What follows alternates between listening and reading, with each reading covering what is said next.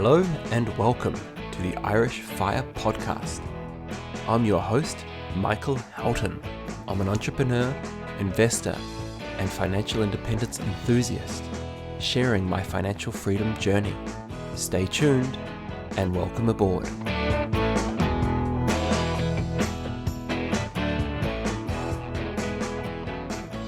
On today's episode, we're going to discuss the various legal loopholes, if you like, of deductions that will typically result in you getting money out of your company in a tax-free manner.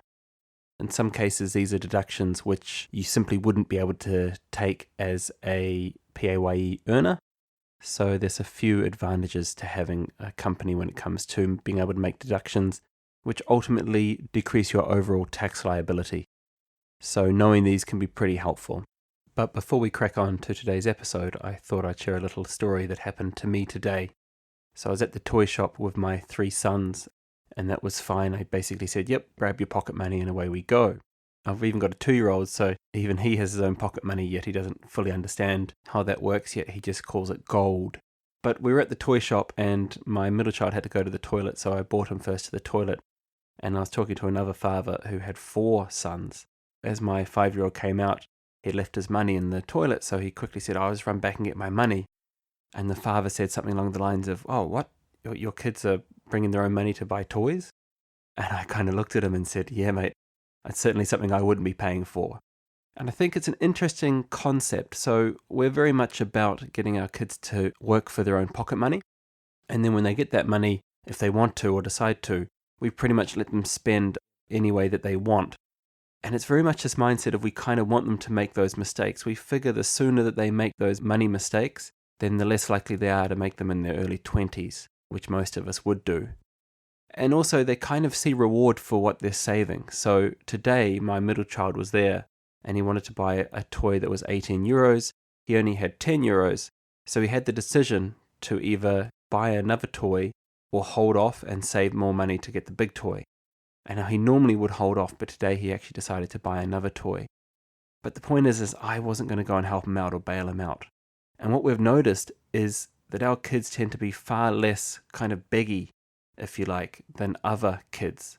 And what I mean by that is that they're not sort of, please daddy, can I have this? Please, please, please. Because they know that our response is going to be, well, if you want it, earn your own pocket money and you can have it. So it's just a little bit of a mindset shift that we kind of have, and it's partly because we simply don't have the money to keep bringing them to the toy shop and buying them toys because we're putting so much money into our investments. But at the same time, I think it's a healthier way to bring up the kids. And the funny thing is, when my wife today asked, oh, who wants to do the vacuuming? All 3 of them ran out as quick as they could to try and grab the vacuum cleaner because they knew that by doing that job, it was going to earn them some pocket money, which would allow them then to spend it as they wish. On to today's topic anyway. So what I want to cover today is some of the legal deductions that you can make when you own your own corporation. Because I know I've got international listeners on the podcast, I will initially cover ones that should be universal, which you should be able to apply no matter which country you live in, and then I'll finish on some of the interesting Irish ones. And by all means, you can listen into them because they are quite unique to Ireland in the sense that they're not really available in many other countries. So the most obvious one when you have your own corporation is that you can claim mileage rates. And these rates are usually set by the tax department. They tend to differ depending on the size engine that your car has, but they kick in initially at least 37 cents per kilometre and up to 44 cents per kilometre, depending on your engine size. The nice thing about these is it costs a lot less in actual petrol when you use them than if you were to use actual petrol rates. And the reason for this is because the tax department is basically saying, well, look, we're going to account for depreciation and tax and other costs such as insurance on your vehicles and so on, which is fair enough.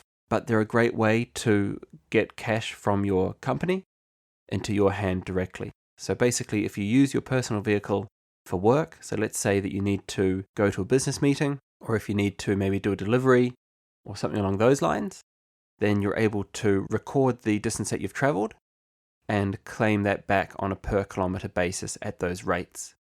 So if you just Google revenue mileage rates, you'll see that it comes up.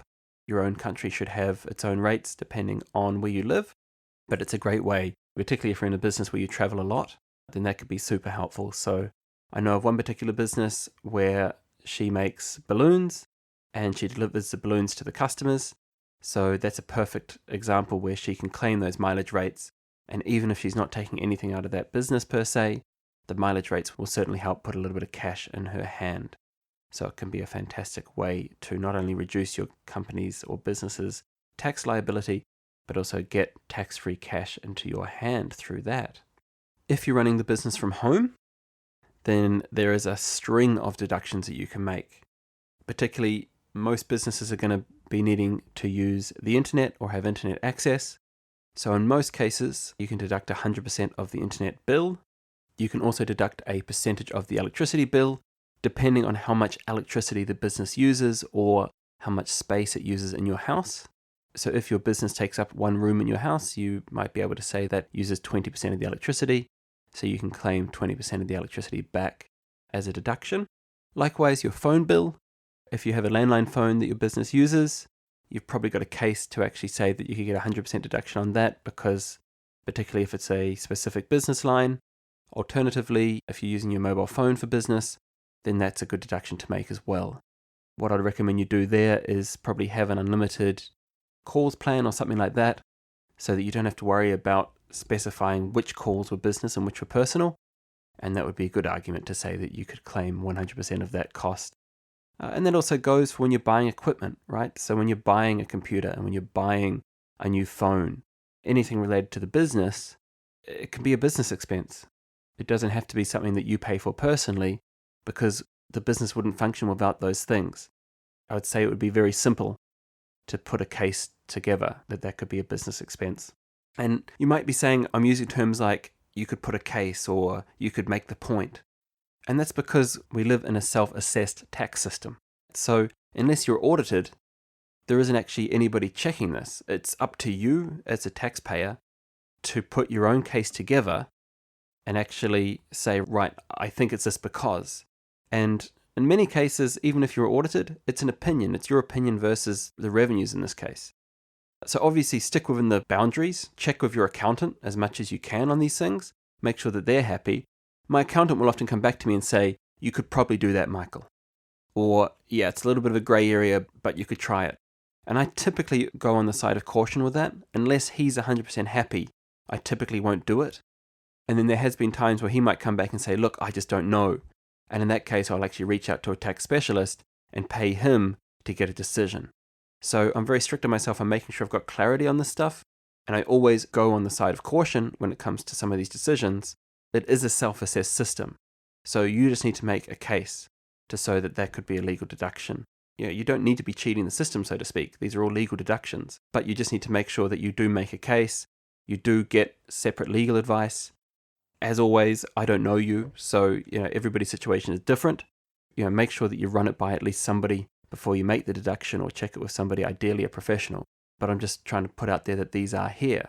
And the idea as well of this is to try and show you the difference again between owning a corporation or having a business versus having a job where you don't get a lot of these tax advantages, because these deductions have a massive difference come the end of the year when it comes to actually how much tax you pay. So a silent deduction is depreciation. And this is a real good one, because this seems to reduce my tax bill each and every year.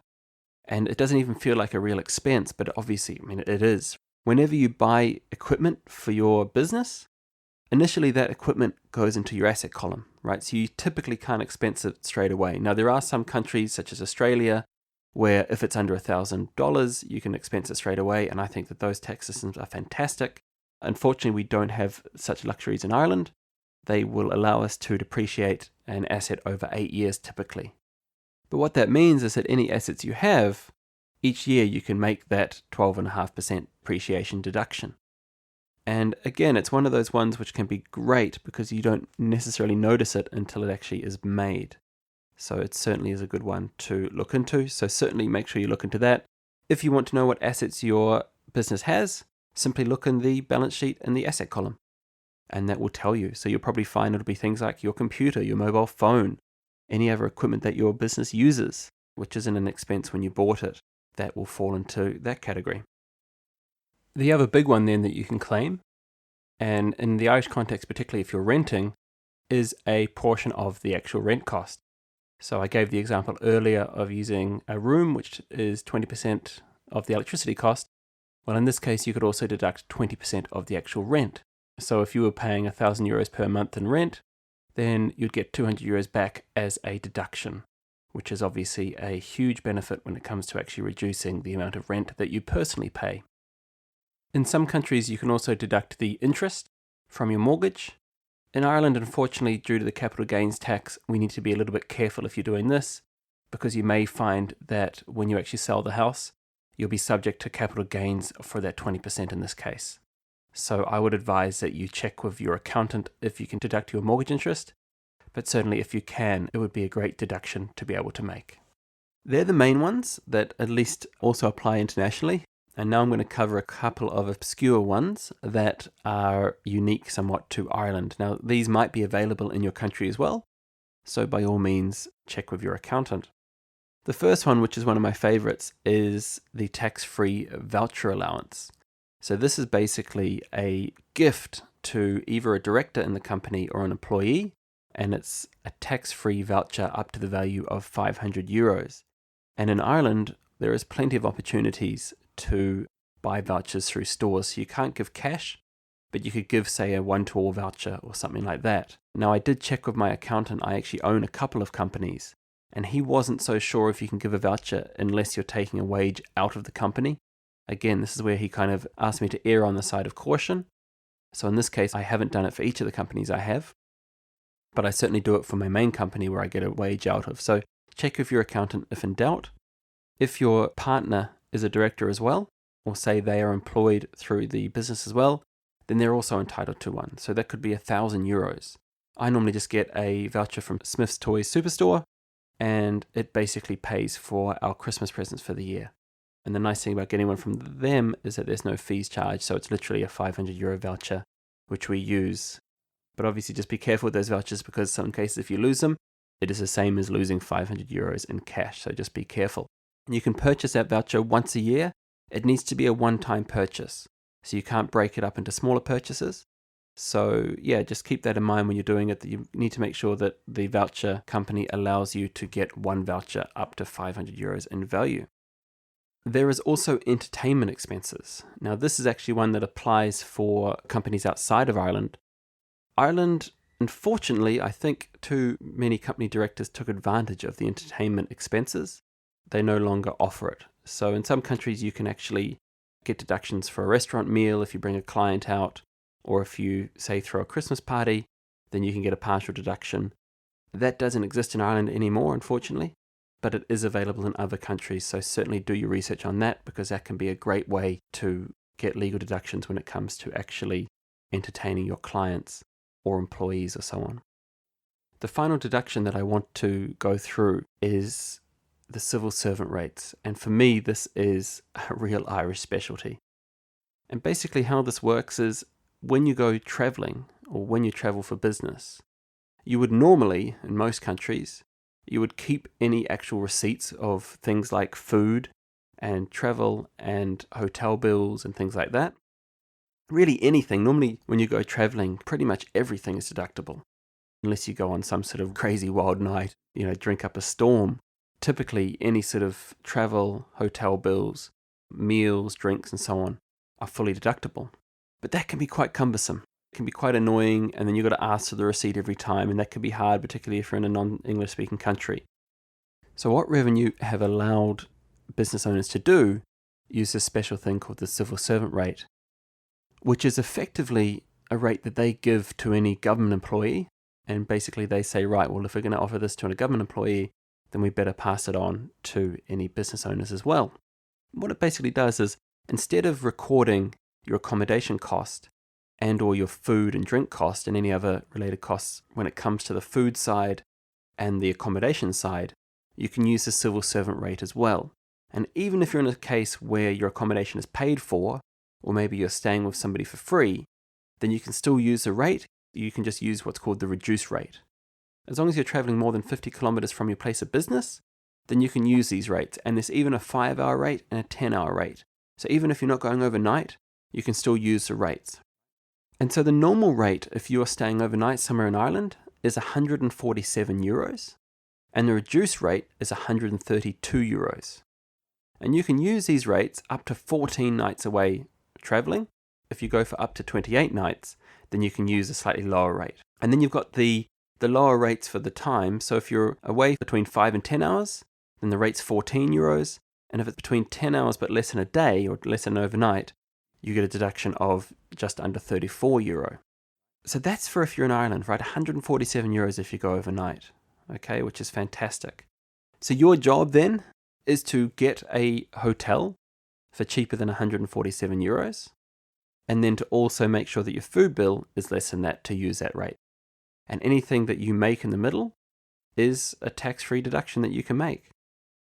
So this is going to sound terrible, but when I go away, I typically try and stay at a hostel for like €20 and try and claim that rate, because it's a great way for me to get money out of the company into my hand tax-free. And some people might say, geez, Mike, you're 35, you're staying at a hostel. Well, when you've got 3 kids, even a night's sleep in a hostel is going to be better than what I normally get. So that's kind of my argument. And secondly, I'm usually up with clients so late, by the time I get to bed, it's 2 or 3 in the morning, and I'm up at 7 o'clock to catch a train back home. So it's very much a case where I figure, right, well, for actually the value that I'm getting in terms of how many hours I'm going to be sleeping, it really is irrelevant where I stay, and I may as well make the most of the deduction that I get. So that's one of the ways that I do it. Now, if you're traveling overseas, there's actually better rates than that depending on the country that you go to. And Revenue's actually broken it down, and they've listed not only the country, but also in some cases the city where you're traveling to give a certain rate for that depending on the cost of living of that area. It's a really hard document to find, so I'm going to link this as well as the civil servant rates in the show notes so that you can go and get that directly, and you can actually start having a look and see if it's going to be possible for you to use some of these rates next time that you travel. But they are a fantastic way to legally get money out of your company tax-free by being a little bit more frugal when you do business travel than you may do otherwise. And just on a note on that, if you do need to spend money for travel, such as airlines or train tickets or anything like that, they are still deductible when you use the civil servant rate. So the civil servant rate is there for the accommodation and the food expenses, effectively. You can kind of just look at these numbers and kind of do the math and then work out what's going to be the better system to use. And again, I've been sort of piping on about this for the last few episodes, but this is again one of the advantages of having a corporation. It allows you to make these deductions. You don't get these deductions when you're a PAYE earner. The deductions that you do get is you get what we all get, which is you get the 20% deduction off your medical expenses, which can be great. So if you're not taking advantage of those, please make sure you are. You can claim those back up to 4 years, but that's about it. So in terms of having a corporation, there's so much more. And that has a massive impact because it's literally income, expenses, which includes all those deductions, and then you pay tax on that balance. And so it does have a big impact on your overall tax liability.